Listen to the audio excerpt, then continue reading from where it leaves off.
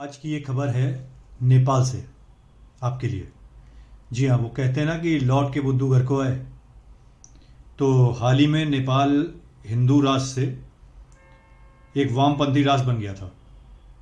ठीक है। और इसका सूत्रधार वही चाइना था जो दूसरे देशों को अपना गुलाम बना लेना चाहता है। तो थोड़े ही समय में वहाँ की जनता उसकी इस सोच के साथ पूरी तरह से त्रस्त हो गई है।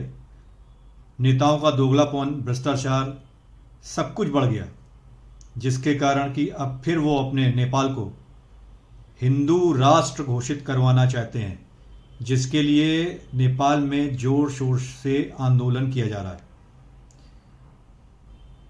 जैसे कि 16 वर्ष पहले राजतंत्र से लोकतंत्र में बदले नेपाल का बुरा हाल हुआ। नेताओं ने सत्ता के मद में जनता पर अत्याचार शुरू कर दिए, जो खबरें हम बीच बीच में देखते और सुनते भी रहते हैं।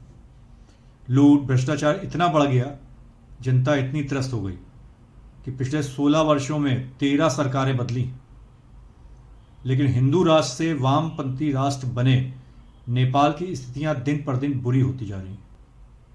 नेपाल के पारंपरिक मूल्यों का हनन होने लगा, और ये सब देखकर अब जनता ने वापस अपने देश को हिंदू राष्ट्र बनाने के लिए कमर कस ली है, ताकि उनका देश पुनः खुशहाल बन सके।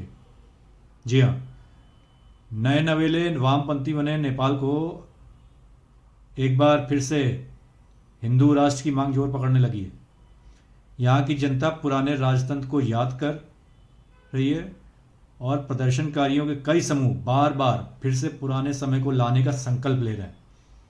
नेपाल की अधिकतर जनता भी इन प्रदर्शनकारियों के साथ खड़ी दिख रही है। लोगों का मानना है कि वर्तमान समय में भ्रष्टाचार अब और कुव्यवस्था का बोलबाला है, जिसे फौरन बदलने की जरूरत है।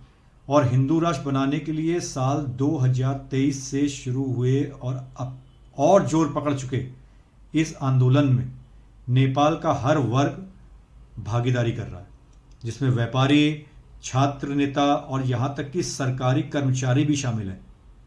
अगर हम मीडिया की रिपोर्ट के मुताबिक देखें तो बहुत ही कम समय में नेपाली जनता वहाँ की राजनीतिक पार्टियों और नेताओं से ऊब चुकी है।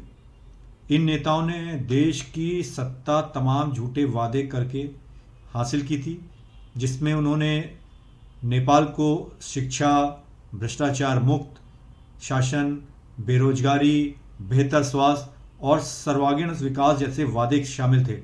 लेकिन इसके सब कुछ उल्टा हो रहा है वहाँ पे, जिसकी वजह से जनता पूरी तरह से त्रस्त है और आंदोलन पे उतर आई है। हालांकि 1.5 दशक से अधिक समय बीत जाने के बाद उसमें से किसी भी वादे पर लोगों ने अपने नेताओं को खरा उतरते ही नहीं देखा। उल्टे अब लोग इन नेताओं की खोखली बातों और भ्रष्टाचार आदि से तंग आ चुके हैं। अब एक बार फिर से हिंदू राष्ट्र की मांग कर रही है वहां की जनता। तो ये ताकत है सनातन धर्म की, जिसने बिना कुछ कहे नेपाल तक में इस चीज का एहसास करा दिया है। जय सनातन। हालांकि ये सरकारें जन अपेक्षाओं पर खरी नहीं उतरी, उल्टे लोगों को सत्ता की ताकत से तंग किया जा रहा है। वहाँ राजधानी काठमांडू में हिंदू राष्ट्र के समर्थन में एक बड़ा प्रदर्शन हुआ। तब हजारों लोगों के इस प्रदर्शन में शामिल रुद्रराज ने मीडिया से कहा था कि नेपाल में हुए बदलाव से लोग अपने पारंपरिक मूल्यों को खोते जा रहे हैं। इस प्रदर्शन में लोग हाथों में नेपाल का झंडा और राजा ज्ञानेंद्र की तस्वीरें लेकर चल रहे थे। हालांकि नेपाल की सबसे बड़ी पार्टी नेपाली कांग्रेस के नेता नारायण प्रकाश सऊद ने देश के फिर से हिंदू राष्ट्र और राजतंत्र जैसी संभावना से इनकार कर दिया है। अब इंडिया ने पूरे नेपाल में हिंदूवादी मूवमेंट चला रही है। हिंदू सम्राट सेना के केंद्रीय अध्यक्ष राजेश कुमार यादव से बात की। उन्होंने हमें ये बताया है, जो मेरी जानकारी में आया है, कि हिंदुओं को आपस में वामपंथी और दक्षिणपंथी के मुद्दों पर उलझाकर चीनियों और इस्लामी ताकतों ने अपना उल्लू सीधा किया है। तो अब आप इससे ही अंदाज़ा लगा सकते हैं कि नेपाल में जो हालात बने हुए हैं उसका भारत में भी किस तरह का प्रभाव पड़ेगा, और भारत की बदलती तस्वीर को देखकर आप ये कह भी सकते हैं कि नेपाल में वापस अपने को हिंदू राष्ट्र बनाने का संकल्प ले लिया है।